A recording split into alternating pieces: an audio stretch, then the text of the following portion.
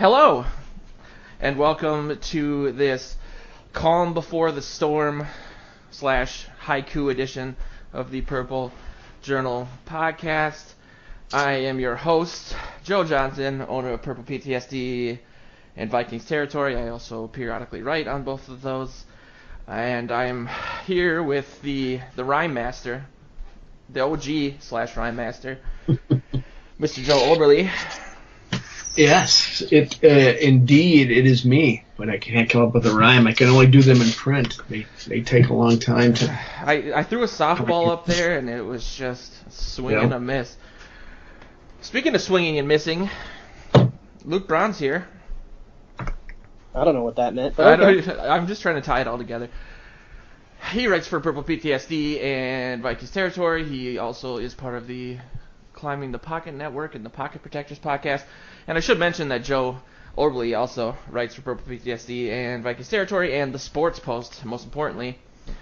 How you guys doing? Are you resting up for next week? You know, camp is coming. We're going to be back hopefully doing this on a weekly basis for the foreseeable future. This is kind of the, I feel like we're riding up at the beginning of Saving Private Ryan to Omaha Beach, and we're getting ready for the craziness to start. I don't know. It's a different feeling this year. The camp's in a new place, and I don't know how I'm going to feel when I get there, and I'm not home in Mankato eating my mom's cooking. So it'll be bizarre. It'll be interesting. It'll be wild because it'll be a whole new experience. But I think there's going to be a lot of, from a media standpoint, some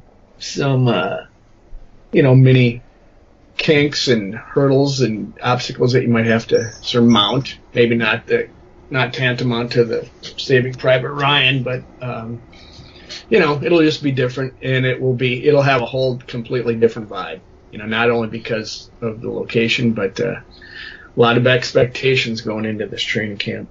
So I was over under 2018 Vikings knee injuries, over under the knee injuries in the opening scene of Saving Private Ryan. You can tell mentally where I'm at with this season when that was all the analogies I could have used, considering I watch TV 24 hours a day. I used the most brutal opening scene to a movie ever.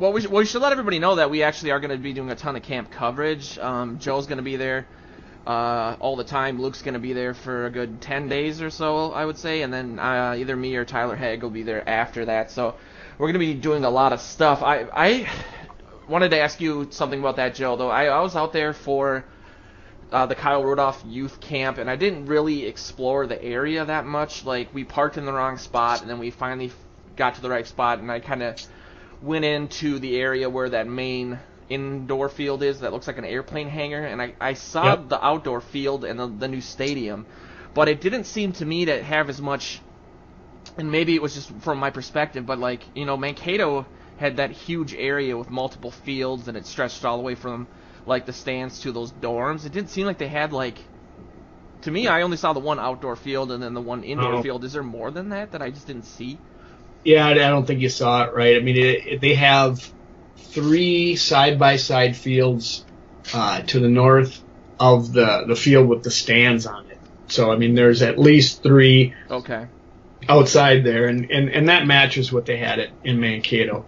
The big thing is at Egan they have the big, nice indoor field like they had at Winter Park, and at Mankato all they had was the inner part of a racetrack, a running track. So it's, and I think there may be even more stuff that they don't even have built yet that they're going to have. I thought there was supposed to be 4 or 5, or more fields. I can't remember the number, but yeah, there was 3 cranes going as we were standing there. So they're still actively, they're going to be doing it for the next 10 years apparently. But yeah, absolutely. But it's the stadium part of it's going to be really nice.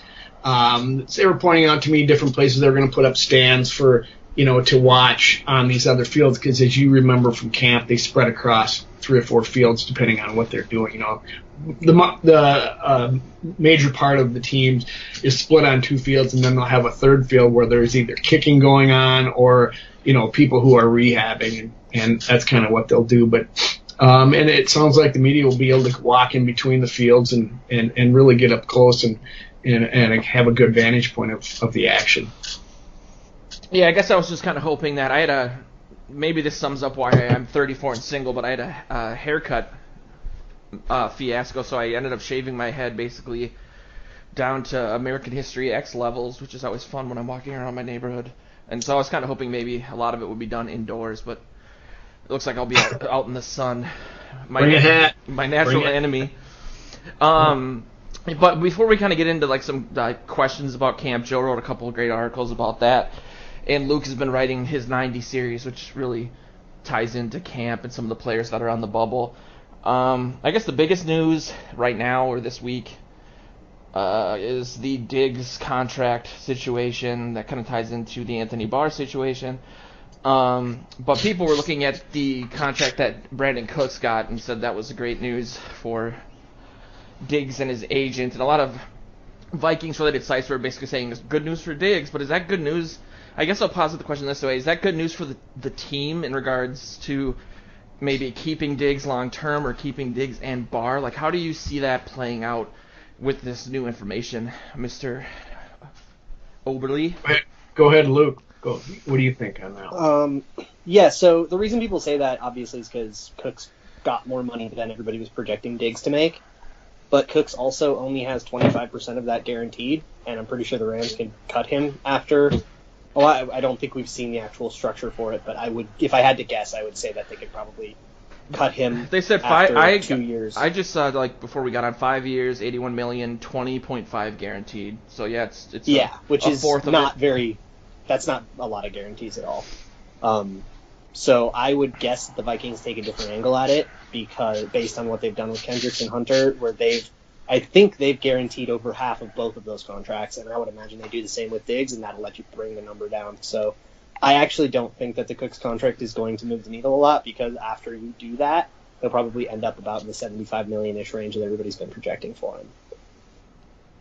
I think they got it. I agree with you. I was not that worried about seeing that, and I guess I wish the only thing they could do is guarantee or prorate his Diggs contract by how much he plays since he gets hurt every year. But he's done better. I'm sure there'll be incentives based on that. And a couple of tools that are really nice for this, for the purposes of this, is that you can put incentives into Diggs' contract that you can put play all 16 games and get 1,000 yards. Both of which Diggs would probably agree to, but because he's never done them, they would not count against the cap. They would be considered not likely to be earned by the way the cap rules work, and they would not count against the cap. But Diggs would absolutely agree to that and see that as not funny money or anything like that. So those are interesting tools you can have to kind of help bring the cap number down, but still make Diggs happy and as well as guaranteed. If I'm Diggs, I'm taking $75 million with 45 of it guaranteed over $80 million with 25 of it guaranteed. So do we even look at and consider Adam Thielen's contract? And he signed one last year, right? It wasn't the year. It was the year before last, wasn't it? Yeah. So I'm sure there's probably not going to end up then being very close at all. And I wonder how that looks when Thielen had more yards and such last year, and they're everybody's. I mean, Luke, you and I kind of talked on Twitter recently about 2 wide receiver ones, and to be honest, I was just responding to get a discussion going. But oh yeah, a lot of people say that it's a common point. It should be. I don't know if it'll be a sticking point.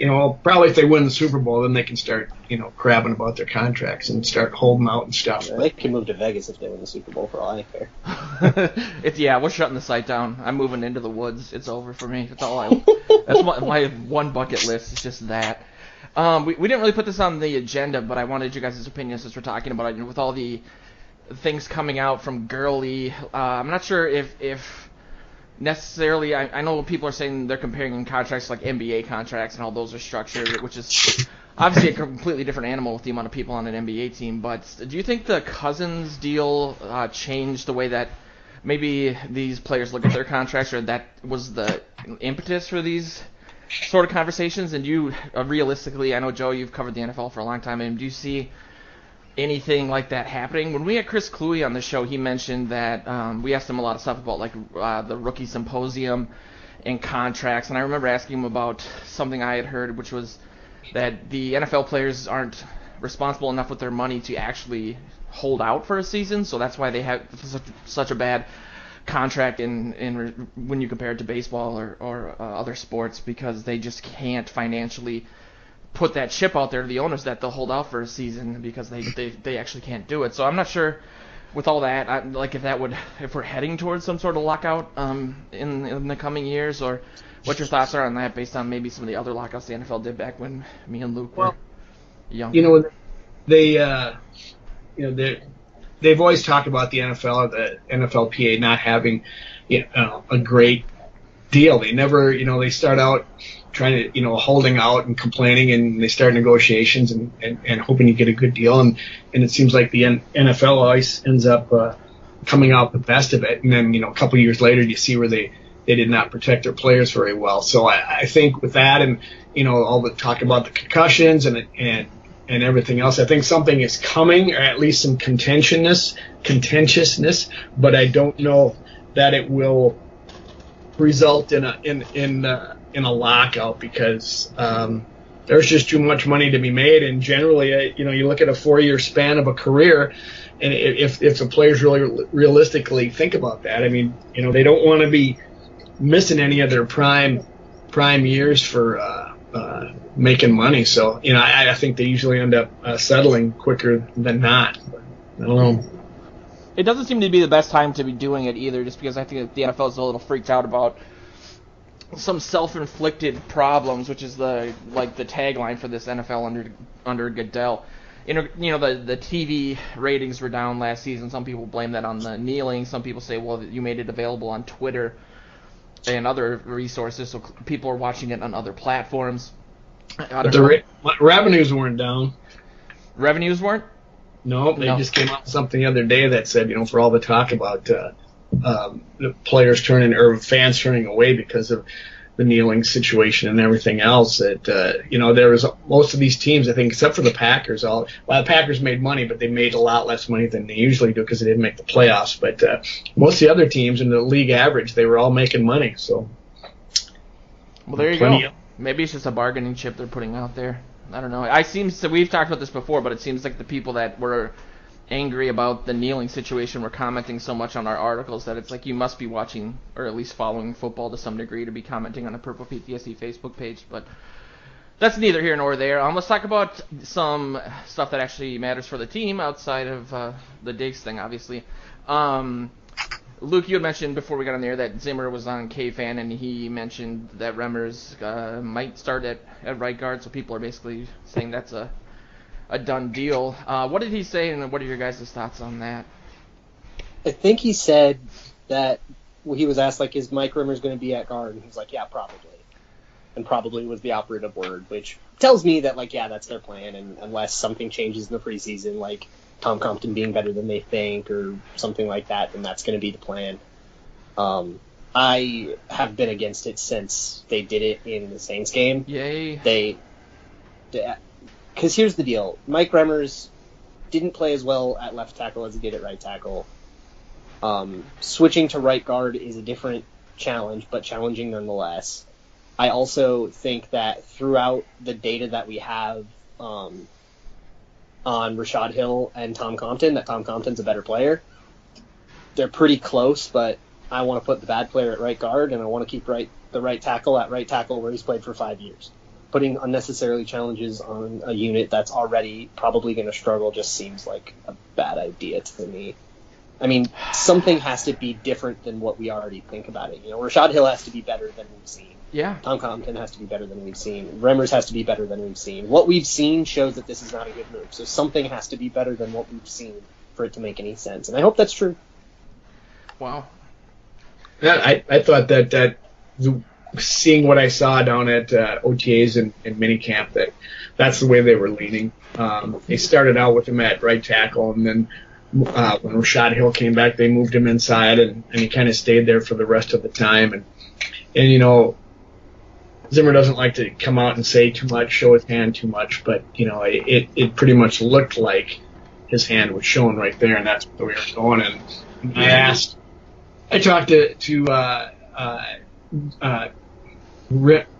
Mike Remmers a little bit about it. He didn't seem to have a problem with either one, and I, you know, part of me thinks that he might like going inside. I think you put him next to Elflein and Easton, and I think that's a nice interior, and hopefully you got some tackles out there. Supposedly Rashad Hill is lost a few pounds and maybe be faster, and you know, maybe he'll be in a battle with Brian O'Neill, who's gaining some weight, you know, and we'll see. But you know, you know, maybe they want to, you know, really get that interior line going and get open some for Cook up the middle, and that's a primary thing to give Kirk Cousins a running back option to hand off to, and I don't know, I'm not down on it. I you know, I think he's got a good attitude and a little nasty to him, and he might be decent inside, but we'll see. You know, that's of course not me not looking at the numbers.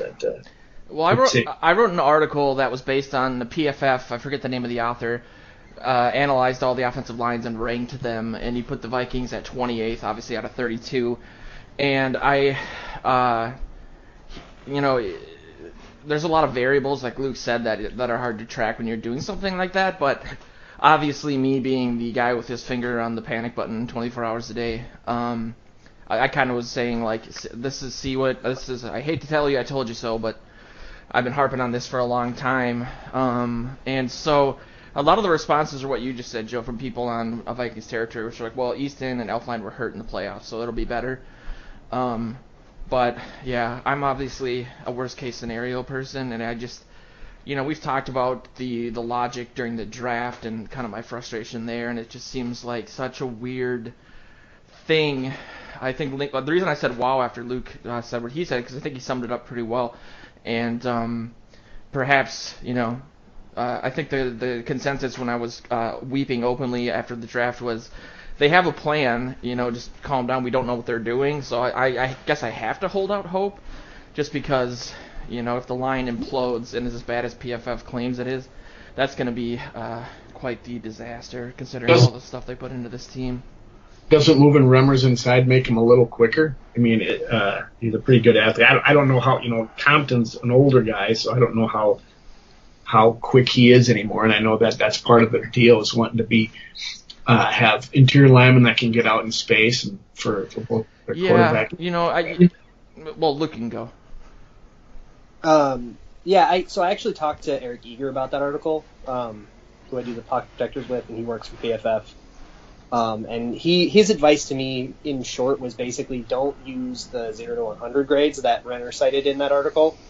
And I don't want to speculate about his motivation, but Mike Renner seemed like he didn't want to write that article when he was reading that article, and it seemed like he just wanted to like throw the grades down and because I don't think he likes ranking articles like that. And honestly, I can't say I would do it any better. But Eric recommended that I use the plus-minus grades instead, which tell a much better story.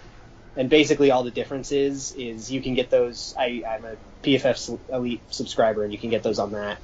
And essentially they're the grades before they go through the process that PFF calls advanced normalization.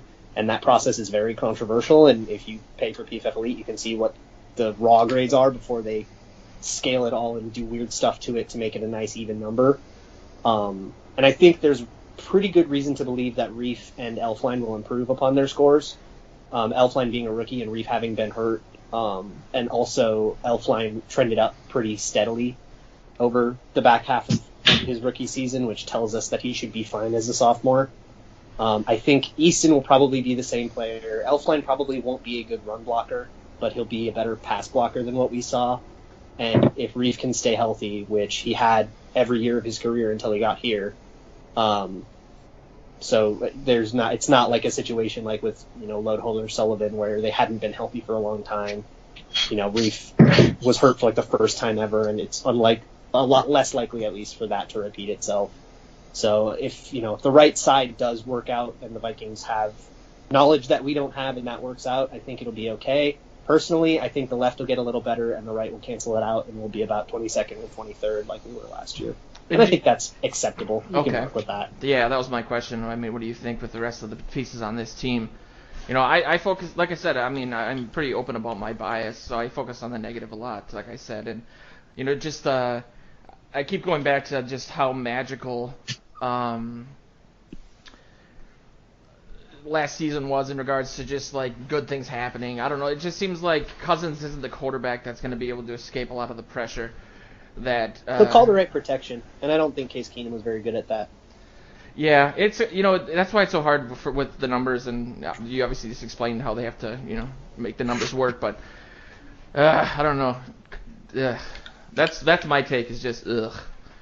Well, you shouldn't read the article I just read before we caught on from a guy from Sports Illustrated who said that the Cousins wasn't a major upgrade over Keenum, and it's going to be a problem. I thought, gosh, should I tell Joe about this? I'm done. I'm going to put my headphones on my dog, and I'm just going to go for a walk. No, I mean, I think, I put a lot of stock into what you guys say, obviously. And I think Cousins' ability to read the field and maybe getting the luxury to be allowed to do that when we've talked about the fact that Keenum wasn't. It really is just looking at, a couple reads and getting rid of the ball. Maybe that'll help. Maybe DeFilippo will, scheme around some of the weaknesses, do a lot of passes to Cooks. That's the kind of stuff that keeps me going.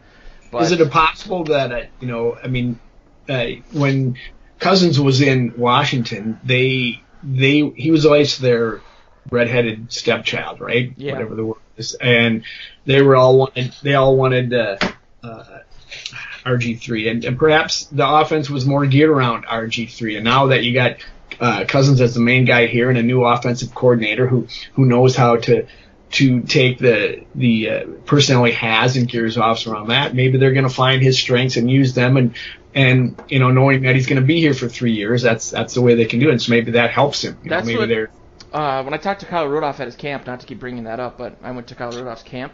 I asked him about that, and he basically said it was like a combination between, like a three-way combination between DeFilippo's style, Cousins' style, and what the Vikings were good at last year. So they sound open to interpretation and change, which is coming off of a Norv Turner-led offense, a little over a year ago, is encouraging, and you look at what the Eagles did to the Patriots and to us, and you think maybe this guy was a part of that, and he's smart enough to figure out a way to make it work better than the offense did last year. And with this defense, that's really all you need. We got so close. If we just have an offense that can put up 4 more points a game or something, that's a ton with this kind of defense. So I'm trying to be positive, I guess, is my point. But look, latch your hopes onto play action. DeFilippo's going to use it a ton. The Vikings offensive line, as suspect as they were in terms of production, they could sell the hell out of a fake. And Kirk Cousins is very, very good at play action plays. Ooh. That's like his best thing. So hang your hopes on play action. That's it. With a running back like Dalvin Cook, it sells it even more. So yeah, it's going to be a huge part of the offense, I agree. And Joe, you've written a couple of articles about camp, like pre-camp questions, and one of the first article was about the offense, the second was about the defense, and you talked about Cook's return and the offense in the article, and if you wanted to kind of go into that a little bit, because clearly people are chomping at the bit on information for Cook. Well, I can only go by what I saw from him out at camp, and he's back. They've got a training staff that knows how to help a guy come back from an ACL surgery, and it's becoming more like a Tommy John surgery where they recover very well from it, and he's been at it. He had a great attitude about his rehab, and he got out there in OTAs and then in minicamp they finally gave him the ball and threw him some passes alongside. I did notice that they would only throw him passes to his right so he could plant that foot before he headed upfield. So I think as a result, my impression is that they're going to really treat him with kid gloves in training camp. I mean, they will get him into the offense. They will get him, plenty of reps. But, I don't know that they turn him loose, and I have my doubts whether they play him in many of the preseason games, a la Adrian Peterson. That they're going to be very cautious with him because he's just as crucial to this offense as Peterson was.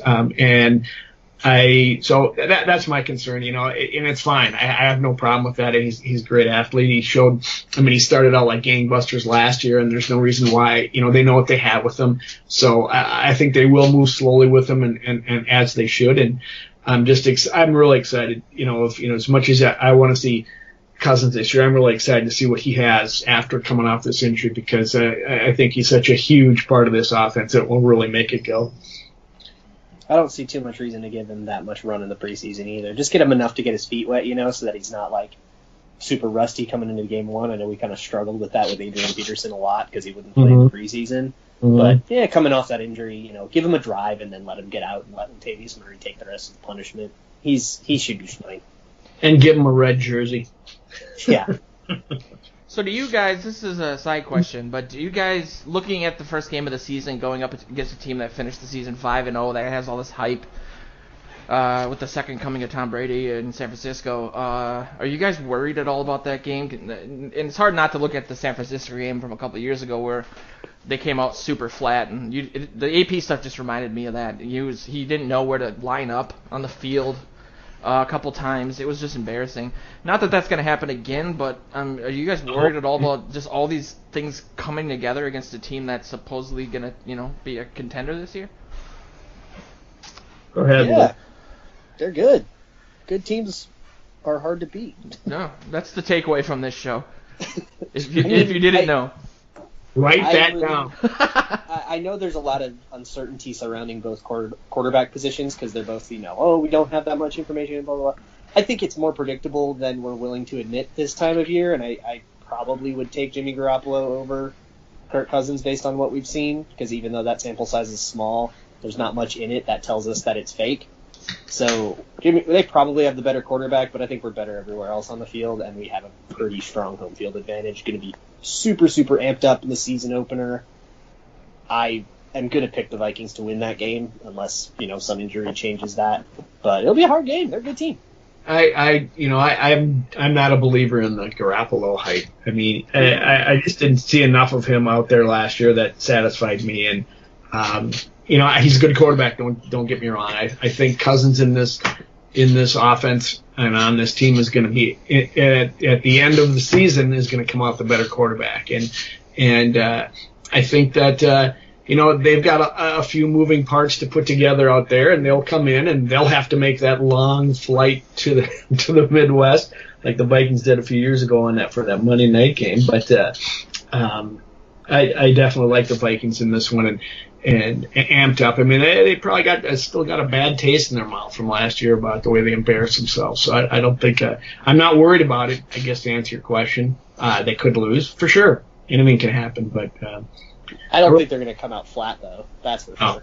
Absolutely. That'll be huge, too, just to, we've talked about this, too, but it seems like the Cousins thing kind of, did a fresh reset of any, carryover from the Eagles game that we're used to, especially me and Luke. Every NFC Championship game we've blown, the next season is a disaster, historically, at least in our little time frame. So if they come out, and I have every hope that they will, it'll just be a good sign for the season, considering how terrible our schedule seems to be right now.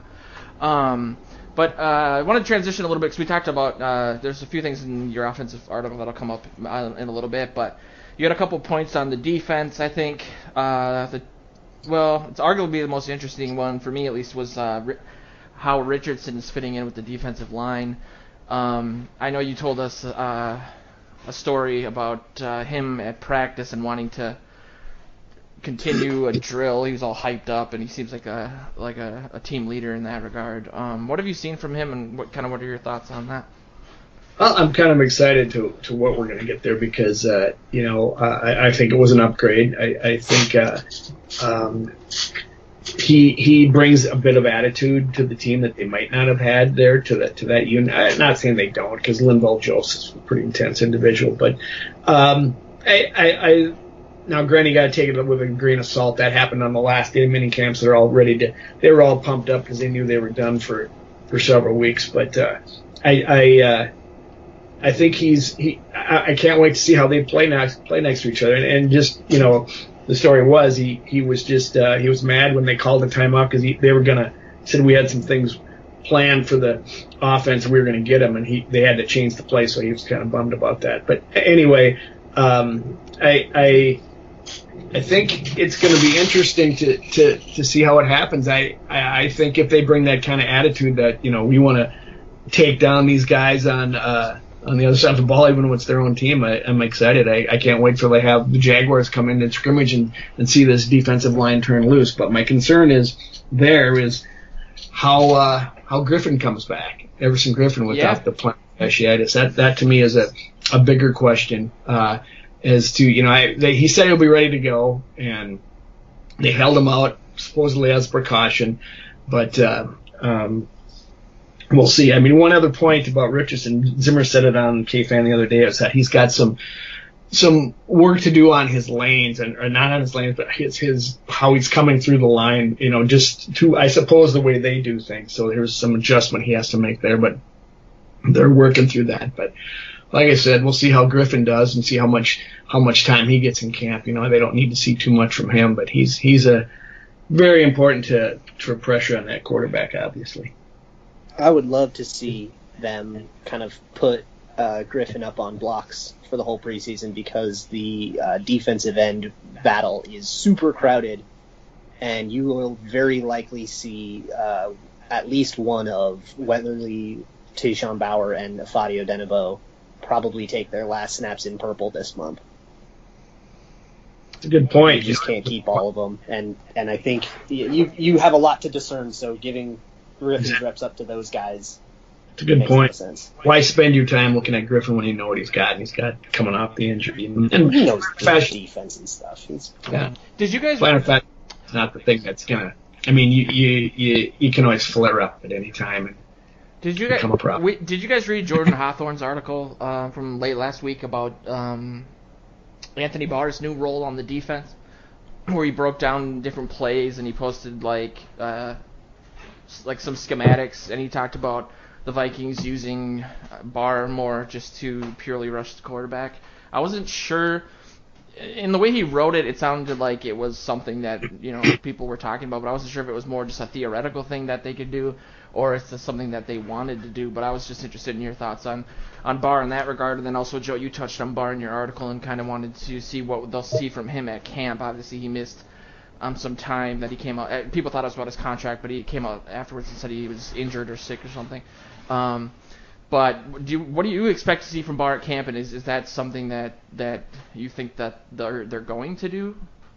I saw him at minicamp. He was doing drills with the defensive line. Some of their technique drills where they were working with dummies and trying to get blockers off of them and such. And it was kind of interesting to see that, because he ran over from the linebacker unit to run over and work with them. So I think that may be a focus of what they're going to do with him, and maybe get some more out of him. If you look back at the biggest play of the season, other than the Minneapolis Miracle, was Aaron Rodgers. Yes, and so maybe they want to see more of that. And if you want to talk about contract, I still think they'll get his done before the season starts. Maybe even Diggs as well, because that's not the season but the camp. It seems like they're always announcing somebody signing in camp. Just as it started, of course. Yeah. They did that with Blair Walsh, and it kind of went downhill from there. Linval Joseph and I think Xavier Rhodes both got locked up when I was at camp last year, and then I saw Joseph riding a brand new moped down the street with this huge smile on his face. I'm like, that guy just made like $50 million. Good for him. But doesn't it? Perhaps I'm recalling this incorrectly, but I know when we drafted Barr, people were saying, well, if he doesn't, fit in right away as just a pure linebacker, he'd be a great guy just to put on the line to rush the quarterback. I think he did a lot of that at UCLA. I don't know, Luke, if that's something that you think is going to be a bigger part of his game, or how that would affect the defense as a whole. He's good at pass rushing and he's good at coverage, so that's nice. Do what you will with that. He kind of had a down year of pass rushing, actually. He wasn't very efficient in 2017, which is very uncharacteristic because he was phenomenal for the other 3 years of his career. But he's been a steady Eddie as it comes when it comes to coverage. So, yeah, if they want to put him in coverage every play, I'm not going to complain. But at the same time, yeah, they've been like having him rush the passer more in practice and stuff, and I think that's where this idea comes from. And I think the more exotic blitz packages you can throw at the team, the better. The Vikings were excellent on especially blitzing plays where the pressure didn't get there. They were still really good at shutting them down, and I think a lot of that has to do with Barr and Kendricks being able to line up in the box and then get out to the flat or get back to the line to gain, and that range and that agility allowing them to line up as if they're going to blitz, then cover the tight end or cover the running back. That is so valuable and so rare that I just want him to line up there, and whether or not he rushes, it's either him or somebody coming from somewhere that they didn't expect. Get the quarterback to call the wrong protection and get yourself a free sack. Harrison Smith 8 off that last year. Yes, he did, and they're going to sign him, aren't they? I mean, yeah, they've been emphatic about we are going to sign Barr. They have not been swerved at all. Yeah, and I get tired of people saying that they don't think he's the odd man out, and I just don't. Yeah, that's like a carryover narrative from the anti-Kirk Cousins movement, where it was like, here's 5 players, pick one that's gonna leave. I think it was Hunter, Diggs, Barr. I don't remember the other 2, but it's the final 2 from that equation are obviously Barr and Diggs. So they signed them. It's going to prove that this is an amazing front office that the Vikings have. I know people have problems with Spielman. I've kind of thrown my hat in that ring a little bit the last couple weeks. But, we're nitpicking some great stuff, and I think that gets lost with people like me sometimes. But there's 2 other real quick takeaways from your defense piece, Joe, that I wanted to cover. The Mike Hughes question on the depth chart, like where he fits in. I was wondering, obviously he was still working on some specifics with his contract and missed some time earlier in the off season. But what you've seen from him, maybe some stuff you've seen from Holton Hill too, since people were comparing them physically in regards to talent. Well, I spent more time looking at Hughes, and I'm excited. And I after watching him and seeing what I did see, I got more on board with the first round pick. I mean, he's so fast, and then you have Zimmer making that statement, which he never does, and had to backtrack. He was like Donald Trump, changing his redoing it the next day, because he said that he's never had anybody pick up his defense that quickly, and then when they asked him about it the next day, he says, "Oh yeah, but he's still got stuff to learn." It's like, so very Trumpian, but that's okay.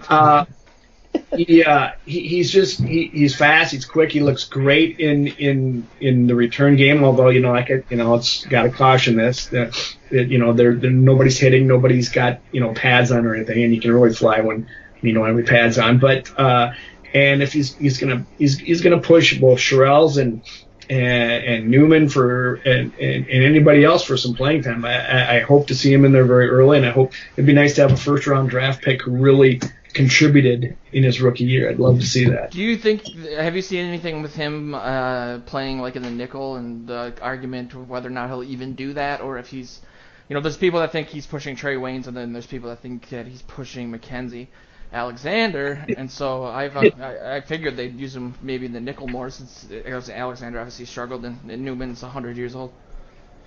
Yeah, I just think this may be the transition year for Terrence to retirement or to coaching or whatever he's going to do after this, because they've got enough depth there now that I think they're got to start pushing some of these guys out of there. Even though you never want to say never about Sherrells, because I've said it before and been wrong, but this may be the year where you see some of that happen. And yeah, they've lined him up in both spots, and we'll get a better idea at camp just exactly what they think they're going to be, where they're going to be using him. And I've never done a lot of this stuff, so I don't know the context or what someone's personality was like, but I was on the conference call for Newman's 1-year deal, which I talked about a couple weeks ago, and he was, speaking of being emphatic, he said multiple times, like, yeah, I'm done. Like, he was almost self-deprecating. You know, he's like, this is too much. Like, what am I doing? You know, like, I am not going to play after this year. But when people asked him what his strategy was for retirement, he said, I have nothing. I haven't thought about it.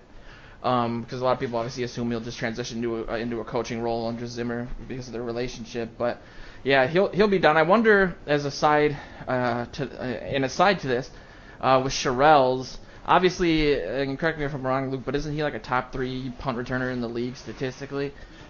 I know Hughes does some of that, so I mean, it's just something that you can't take for granted, I guess. Yeah, it'll probably come down to that battle. If he loses the punt return battle to Mike Hughes, which he totally could, because Mike Hughes was insanely good at it at UCF, and also is like 9 years younger than him or whatever. So very possible that he could lose the punt return battle, even though what made him so attractive to the Vikings as a punt returner is that he never, ever, ever muffed it. He was like super, super, super consistent from that angle. Hughes or Sherrell's?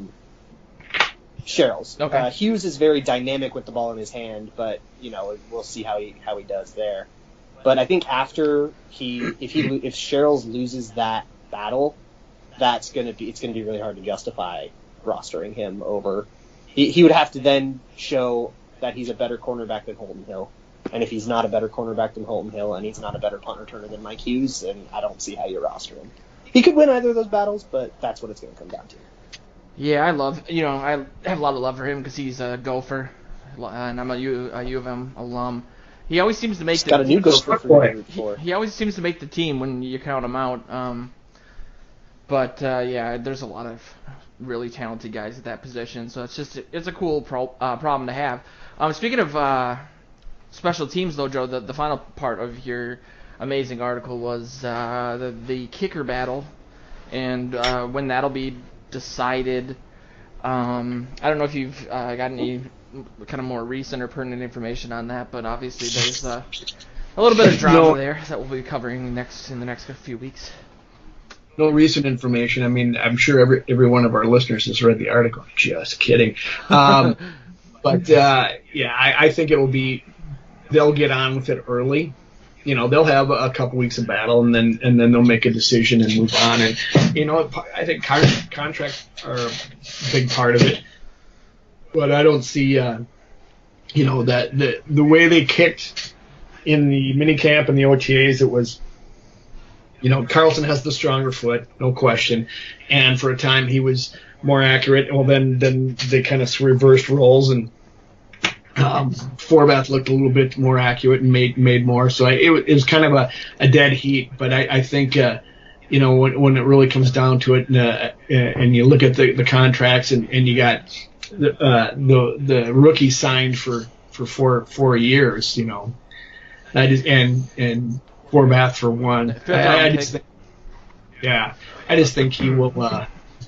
I think it'll happen. I'm sorry to see that for Kai Forbath, because us old guys have to stick together. But that's what I think will happen. You might find it happen very soon. You think Kai Forbath for probably a while will hold the title of made the best kick in Vikings history? Yeah. Yes. Absolutely. That gets overshadowed, obviously, but that was so clutch. And I was tearing up. I was in like 2 rooms away from the TV when that happened at my sister's house. I was pacing nervously in her kitchen, and I thought it was just I had visions of Gary Anderson, and it all I just grabbed my dad. I was like, it can't be coming down to this. I just grabbed him around the shoulders, and I was like, I can't. I will say the picture of you during the Minneapolis Miracle is probably the greatest photo ever taken. I'm so happy about it. It's a Pulitzer quality picture. I paid like $300 at the draft party for a signed picture of Stefon Diggs carrying on over the goal line with the ball out in front of you. Autographed it. It's got a big plaque on it, even though it says Minnesota Miracle instead of Minneapolis Miracle, which irks me a little bit. But yeah. Point being, I was going to ask if you guys thought Forbath would immediately find a job somewhere else if he gets cut, and I think I know the answer to that, but. I think so, before the season's out anyway. I wouldn't say immediately, but I would say he's going to be if he is the guy they let go, he's going to be first in line for somewhere else, because some jabroni's got to get a DUI or something, right? Yeah, or miss a bunch of easy kicks or extra points. Yeah. How about that? Walsh is not in the league, right? Is he? Did he get cut by the Seahawks? Yeah, I think he did. Yeah. It's amazing. It's amazing. And that was going to be my point. It's such an obvious point, but it's like all this stuff during the preseason with kickers doesn't really matter. It's the hardest position to translate to the actual game time situation because that pressure is just brutal. But yeah, he's a free agent. Yeah, that is an amazing story, though. I mean, someone's got to write a book about that in 20 years. He was a rookie of the year, or God, what did he do his rookie year? He broke all those records of like 50-yard kicks. Right. He was like Legatron. But speaking of people getting cut, we got about 10 minutes or so left. Luke has been writing continuing his series, the Vikings 90, and looking at different players on the bubble. These are amazing articles, so I obviously recommend you check them out. The most recent ones, I believe, were the tight end and the O-line. Yeah. With the O-line, that's interesting because obviously that's such a huge position that we talk about basically every edition of this show. You kind of want to go into the guys that you covered there. I think y'all listeners, if there is anything of mine that you read all season, I would love for it to be this. This is the single thing that I poured like the most of my heart into because I think it's so riveting to go dive headfirst into the stories of these players that are just like kids with a dream. And so many of them are just going to be like forgotten footnotes that you can't even Google 4 years from now. So take the opportunity now to get to know these guys who are superstars from their hometowns that have everybody rooting for them and are now like taking their shot at their dream. As for the O-line, I think the most interesting thing about it that the listeners would be interested by is how small it is, like literally small. There is a guy who is 270 who is playing at tackle. I think that's either Chris Gonzalez or Cedric Lang. I know both of them are super lanky. I forget which one's the 270 guy, but they just in the like 90-man depth, the guys that are what you would call, I guess, camp bodies, but the guys that they're fighting for a practice squad slot, or they're fighting to just put good tape out there so that they can get so that they can maybe get picked up by another team or something like that. All these guys are like these tiny. One of them is literally a power forward, which is not the kind of body you would expect for a left tackle or a right tackle. Oh. I think with the Remmers news, it kind of makes the dynamic a little bit different from the way it was when I wrote that article, the offensive line piece, because you basically have Rashad Hill and Brian O'Neill, one gaining weight, one losing weight, like Overly said earlier, fighting for a starting right tackle spot. And then you have a really interesting pressure at the interior. If you still count Tom Compton at the interior, I know they've been trying him at tackle, but for now I think he still counts as an interior guy. And then Danny Isidora and the rookie Colby Gissett, you can probably only keep two of them if you move Remmers into right tackle. You can either keep two of them or kick Compton out to tackle and then cut Aviante Collins. Though Aviante Collins had a reasonable rookie season for an undrafted free agent, so he's not going to go down without a fight. There's a lot of interesting tangled up stuff that's going to comprise that group and who actually makes up the 9 or 10 people that stay on the roster. And beneath that, you've got a lot of people who just have fascinating routes to how they got here. You have people who converted from tight end, people who converted from defensive end, people who converted from basketball, and have all kinds of like athletic ability. All of these guys are trying to basically lock down a practice squad slot, and that practice squad slot is going to be more hotly contested than anything else on the offensive line. Do you see with the smaller guys, like, is that something that you think that Sperano and company are like looking for from this line, like a smaller, more athletic line? I know you've talked about a good way to kind of compensate for a line that isn't that great in pass protection is to get them out and running around and doing more like proactive zone blocking in the run game and stuff. Is that something you see that those are kind of like the canary in the coal mine? Another horrible and super depressing analogy from me. Jesus. That's they're looking for maybe smaller guys, or is that just Yes. who they got? Yeah, I think you described it perfectly. They are trying to get a smaller, more agile line so that you can basically... when you have a zone scheme and you're trying to draw up pass protection, you are telling your linemen to get to a spot. And basically you're trying to, if you could if there were pieces on a game board and you could just pick up your offensive linemen and create the perfect pocket with them, and put that pocket anywhere, you can make it more awkward for the defensive line to rush against that, because then you add lateral motion into the equation and it's harder for them to get leverage. And John DeFilippo's talked about this a lot. He calls it changing the launch point, where you can just change where you plan for the quarterback to throw the ball from, and that also creates different throwing lanes and angles. It kind of makes it harder for the coverage guys to cover. There's a lot of advantages to it. The disadvantage being, of course, that you're probably going to have a strength disadvantage on every snap. So you do have to do these things, otherwise you're going to get blown up. But how do you think Cousins? I'm sorry, I was just going to say, how do you think Cousins is out in space like that from a different launch?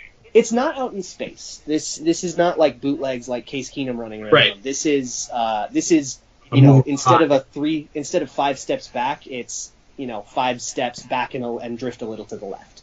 And Cousins has been able to execute that just fine. Most quarterbacks can. But they've committed to this pretty heavily, even from getting guys like Rashad Hill but drafting a guy like Elflein, drafting Brian O'Neill.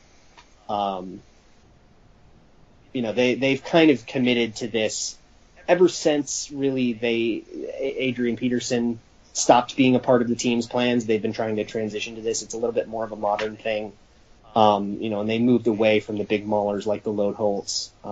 Honestly, if Khalil were drafted right now, I bet he'd be better, because Khalil was that kind of guy. Yeah. You put him into a power scheme and asked him to blow over guys that had 50 pounds on him. Yeah, after he got sick, lost 75 pounds, and then decided to be a vegan or whatever. Yeah, and couldn't gain it back. And it sounded like his life was just miserable trying to gain that weight back. But I would imagine, I don't think Matt Khalil's any good. I think he's completely ruined in terms of a starter, and Carolina is probably pretty sorry they paid him that much, but he probably would be better in a scheme like this than he was in the scheme like what we had, in 2014, 2015, 2016. And I think it's part of, repairing the disasters that happened in 2016. You lost everybody. If you're going to start fresh, you might as well start fresh with a more modern scheme. Well, I first want to just say, for the people listening, at 51 minutes of this show, Luke said that I described something perfectly, so I'm going to save that. That's going to be my ringtone. Where do you think... we talked about this before, but with O'Neill being a converted tight end and trying to basically do like a Morgan Spurlock-esque supersize me this offseason, how do you think he fits in there? How do you think this season... I know we talked about how he would affect Reef. Maybe the team could cut Reef and save some money, but this season, could they... move him somewhere else and have him fill a gap, or would that be like a TJ Clemmings-esque mistake, or even a Khalil mistake where we end up destroying these once talented people? Is he gonna do anything? I guess is my question. I believe he played left tackle at Pitt, so he might just stay at left tackle, back up Riley Reef, and the next year you cut Reef, and I don't think you have any dead money or much. I would have to look it up, but I don't think it would be that bad to cut Reef at the end of next year, and then Brian O'Neill would be the guy, and that would maybe be the plan to get cheaper there. You could also move him to right tackle, and I believe that's what they've been doing. I believe they've been teaching him right tackle, which they would want to do anyways. So this year he'd be like a swing tackle type, kind of the role that Rashad Hill played last year. I think more practically, he's in a direct competition, mano-a-mano with Rashad Hill, winner gets the right tackle job. Ooh. And I think Rashad Hill will win that because Brian O'Neill has a lot of rawness to work out. But in terms of where they're starting right now, they're going mano-a-mano. Yeah, the PFF article, he pointed out O'Neill and said he was like, it was just the senior game, and I think he got blown up on like... Yeah, he had a horrible Senior Bowl. 75% of the plays or something? It was like 27% effectiveness. Yeah. I don't know what that means in that context, but... Yeah, he was awful at the Senior Bowl, and it probably dropped him out of the first round. So you also covered tight ends, and that's... If you guys haven't heard, I got to talk to Kyle Rudolph at Kyle Rudolph's youth camp. When was that? It was a couple weeks ago, and I got to go. But it was interesting because then we asked him about doing like I actually said two tight end sets, and then he responded with, well, we're looking at doing like 3. And Philly was really good with 3 tight ends last year, and they destroyed us with 3 tight ends in the NFC Championship game. And so he said, it's exciting because we have the personnel to do that. And I kind of thought, well, who are you talking about? Because Morgan obviously is good at what he does. He's like he's like a Kleinsasser, but not a fullback. He's just like a mauler, and he picks up yards when you give like Kleinsasser did. He'll pick up 10 yards when you need it, really rough physical yards. But I was wondering, in looking at your article and the people on the bubble, like what different types of skill sets we have at that position in general. Like if that's even a realistic thing that they would do, not just for protection, but for actually like trying to get the ball to different tight ends. Yeah. So right now, that third job is pretty much Tyler Conklin's to lose. Unlike Bucky Hodges. Well, it was Bucky Hodges' to lose too, and then we picked up Blake Bell out of nowhere. But like Blake Bell is, he is a position convert. He played quarterback for most of his time and like fullback and stuff. He's very, very new to tight end relatively. When he was at Oklahoma, and then he got drafted in the 4th round because he had huge athletic potential, and that never really realized. He's going into his 4th year, and he still hasn't realized the athletic potential. So he's definitely like a vulnerable person to be cut, and Tyler Conklin would be the one. The other 2 guys vying for that are Tyler Hoppus, who is also he narrowly avoided being moved to defensive end, where I don't think he would have been as good. And his story's really cool. You should check out the article to read that. And then Josiah Price, who we are familiar with. Both Hoppus and Conklin and Bell are all receiving types. They are not blockers. So David Morgan does not have that much competition. Josiah Price is a little bit more versatile, but he's not like a Kleinsasser type like Morgan is. But I think Morgan is underrated as a pass catcher, too. He is horribly slow, but very, very, very polished. He runs really good routes. He adjusts to the ball well, and he's very big and physical. He just, he won't burn anybody, but as a second tight end, you're going to be against linebackers anyways. So if you're looking at a 3 tight end set, I think right now they're looking at Conklin, Morgan, and Rudolph. And Conklin's got a few people kind of gunning for his job right out of the draft, but I think he'll be. If I'm predicting that he's going to be able to fend them off, and Blake Bell won't make the team. I was just looking up what happened to Bucky Hodges because I think he went to the Panthers, maybe. But he was concussed. Okay. And then they put him on IR for a little bit, and then he got off of IR because basically he was healthy, and if you're healthy, if you get put on IR for a concussion, which is like a 2-week injury, you can like weasel your way off it, and the team just will waive you with like a settlement.